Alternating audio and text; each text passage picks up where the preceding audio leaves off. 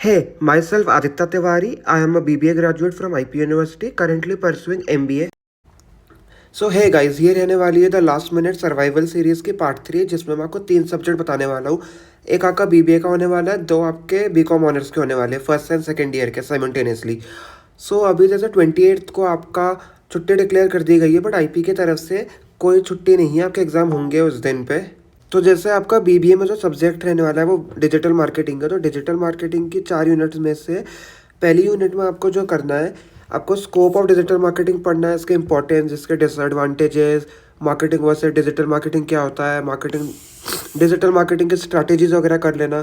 फिर second unit में consumer journey क्या होती है, आईएमसी क्या होता है, ये पढ़ लेना अच्छे से। फिर थर्ड यूनिट में सर्च इंजन ऑप्टिमाइजेशन क्या होता है, इसके टाइप्स क्या होते हैं, कंटेंट मार्केटिंग क्या होता है, ईमेल मार्केटिंग क्या होता है, ये सारी चीज़ें अच्छे से पढ़ लेना।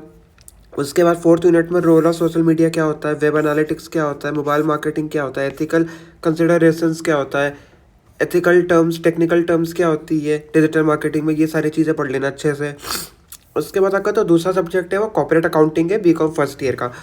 सो इसके यूनिट 1 में आप वही बेसिक्स जो 11th में जो आप पढ़ के आए, शेयर्स हो गया, फिर आके डिवेंचर्स हो गए, पे बैक हो गया, सिक्योरिटीज़ हो गए, प्रीमियम हो गया, इशू, रिडम्सन, ये सारी चीज़ें पढ़ लेना। फिर यूनिट 2 में वही अगेन से प्रॉफिट एंड लॉस अकाउंट हो गया, बैलेंस शीट हो गया, 1% कंपनी हो गया, वो सारी चीज़ें जो 12th में कॉमर्स में पढ़ी है वही इन यूनिट में पढ़ना है।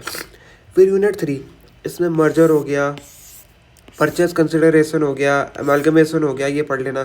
फिर यूनिट 4 में XBRL कर लेना, ई फाइलिंग कर लेना।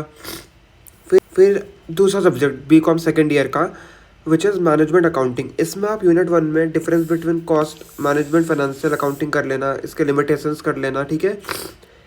कि ऐसा पूछा जा सकता है, जैसे मेरे टाइम पे पूछा था मैनेजमेंट अकाउंटिंग में कि फाइनेंशियल अकाउंटिंग और मैनेजमेंट अकाउंटिंग के लिमिटेशंस बताओ, तो ऐसे कर लेना। फिर अकाउंटिंग रेशो अच्छे से पढ़ लेना, जैसे करंट हो गया, प्रॉफिटेबिलिटी हो गया, कैश फ्लो स्टेटमेंट पढ़ लेना, ऑपरेटिंग, इन्वेस्टिंग, फाइनेंसिंग अच्छे से कर लेना। फिर यूनिट 2 जीरो बजटिंग कर लेना, ये जीरो बजटिंग बहुत इंपॉर्टेंट है, मेरे टाइम पे पूछा गया था। फिर फंक्शनल बजटिंग कर लेना, वेरिएंस कर लेना, फ्लेक्सिबल बजटिंग कर लेना, डिफरेंट टाइप्स ऑफ बजटिंग कर लेना, उसके इंपॉर्टेंस, लिमिटेशंस कर लेना। फिर आगे थर्ड यूनिट आ जाती है, इसमें मार्जिनल कॉस्ट हो गया, ब्रेक इवन एनालिसिस हो गया, कॉस्ट वॉल्यूम प्रॉफिट हो गया, ये ब्रेक इवन एनालिसिस भी बहुत इंपॉर्टेंट है। उसके बाद फोर्थ यूनिट हो गया, इसमें डिसीजन मेकिंग हो गया, मेक और बाय डिसीजन, ये बहुत इंपॉर्टेंट है। तो बस इतना कर लेना, आके अच्छे नंबर आ जाए। सो या that's it for the video. अगर आपको इन सब की PDF चाहिए तो यू कैन कमेंट PDF, और मैं आपको गूगल ड्राइव की लिंक भेज दूंगा।